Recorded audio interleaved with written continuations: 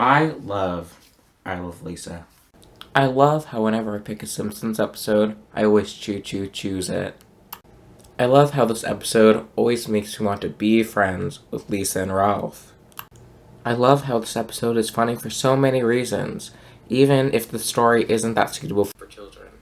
And I love Lisa, and when I grow up, I'm going to marry it. No! Now you listen to me, I don't like you! That was very salty, Lisa.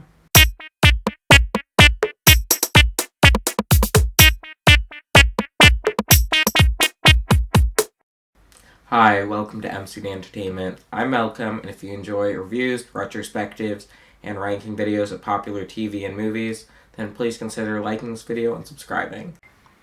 So I Love Lisa is the 15th episode of The Simpsons' 4th season, airing February 11th, 1993, just in time for 1993's Love Day. Happy Love Day, everyone! Now, very luckily, for all the very loving people in the world, this is actually a love-themed episode. So loving. If you think I'm cuddly and you want my company. Now over at Springfield Elementary, everyone's exchanging Valentine's Day. So sweet, so wholesome, such young, childish love. But one person doesn't seem to get one. The children are right to laugh at you, Ralph. Poor Ralph. Luckily, our good friend Lisa knows something. Valentine's Day is no joke. So yes, Lisa chose Ralph to get her last Valentine.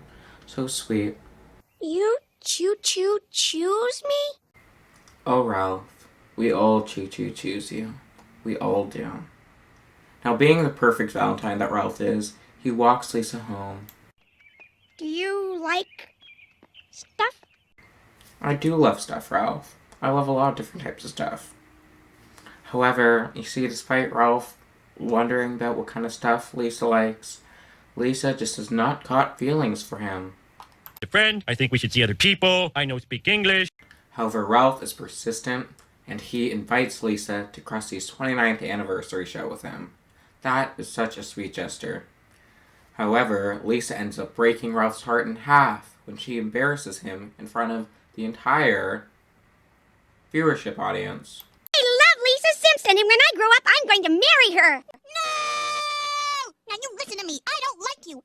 Poor Ralph. And poor Lisa, too. She got embarrassed so much, too. Now, that's the two have had such a falling out, and both of them have been embarrassed and just ruined. What better way to have to reunite them than at the President's Day pageant, featuring our all-time favorite drink, orange drink. Well, hopefully they'll be able to solve their issues on stage. After a rather mediocre President's song, we are the mediocre presidents.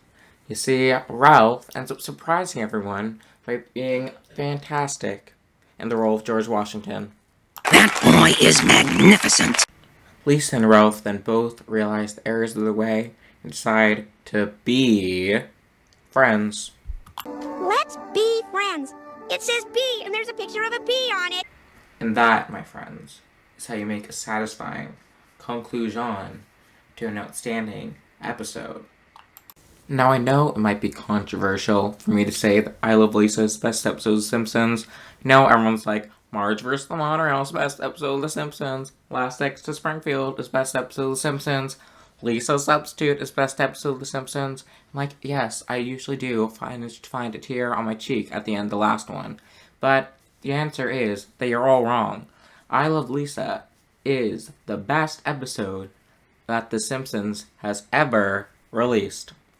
In my opinion, there are three main things that an episode of TV, comedy TV, has to do to make it great. First of all, it has to have a good narrative structure. This is the same for any media at all, film, TV, drama, it's all the same. I need to have a narrative that has good themes, makes sense, and something that can pay off at the end. Brings all the core concepts of the episode and everything that happened round in a nice, neat little bow. Second of all, you want good character development. You want the characters to be interesting, and you want to get to know more of them. You don't want to undo what the characters have done, make them seem out to be terrible people, and just make them unlikable.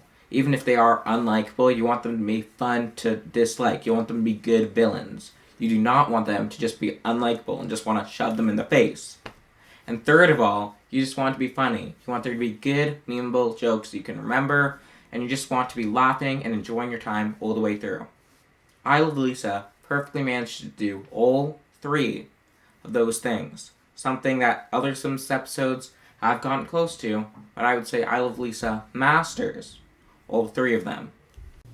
I Love Lisa really follows a nice film structure to it, with Lisa acting as the protagonist with the story, and Ralph kind of being the antagonist. But you being able to really see both sides of their story really well, and sympathize with both of them. I think I Love Lisa is really able to condense that home movie theme into a really short 22-minute span, with it just having really good characterization and being able to be very tightly written, allowing for just the story to move along really quickly, despite many movies being able to drag a concept like this out to about an hour and a half and often failing at it.